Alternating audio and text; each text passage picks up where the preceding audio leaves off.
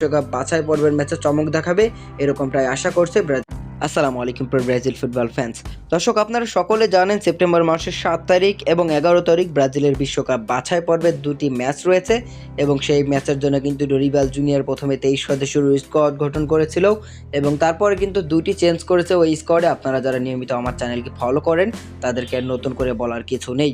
তবে দুটি চেঞ্জ করার পর কিন্তু অনেক আলোচনা সমালোচনা হয়েছে গণমাধ্যমে। তবে যাই হোক, শেষ পর্যন্ত কিন্তু ডরিবাল জুনিয়র এই 23 জন নিয়েই ডরিবাল জুনিয়র বিশ্বকাপ বাছাই পর্বের এই দুটি গুরুত্বপূর্ণ ম্যাচ খেলবেন। একটি খেলবেন ইকুয়েডরের বিপক্ষে সেপ্টেম্বর মাসের 7 তারিখ বাংলাদেশ সময় সকাল 7টায় এবং আরেকটি খেলবেন প্যারাগুয়ের বিপক্ষে 11 তারিখ বাংলাদেশ সময় সকাল 6টা 30 মিনিটে।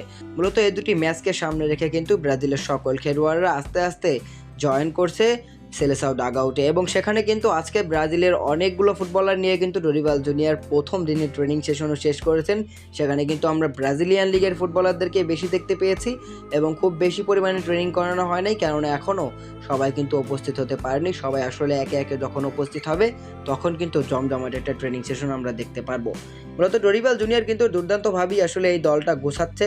আসলে এস্তাবিও উইলিয়ানের কথা বলছি আমি। এস্তাবিও উইলিয়ানকে ডাকার সবচেয়ে একটা ভালো দিক বর্তমান ব্রাজিল দলে, কেননা নেইমারের উত্তরসূরি হিসেবে যে সমস্ত ফুটবলারদেরকে ধরা হয় তার মধ্যে অন্যতম হচ্ছে এস্তাবিও উইলিয়ান। তো এই তরুণ ফুটবলারটাই আসলে এই দুটি বিশ্বকাপ বাছাই পর্বের ম্যাচে চমক দেখাবে এরকমটাই আশা করছে ব্রাজিলের সমর্থকেরা।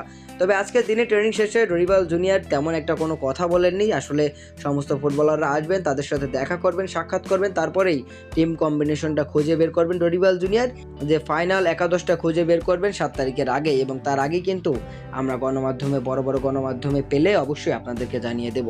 তার আগে অবশ্যই আমাদের চ্যানেলটিকে সাবস্ক্রাইব করতে হবে। সমস্ত ফুটবল নিউজ পেতে হলে অবশ্যই আমাদের চ্যানেলটিকে সাবস্ক্রাইব করতে হবে।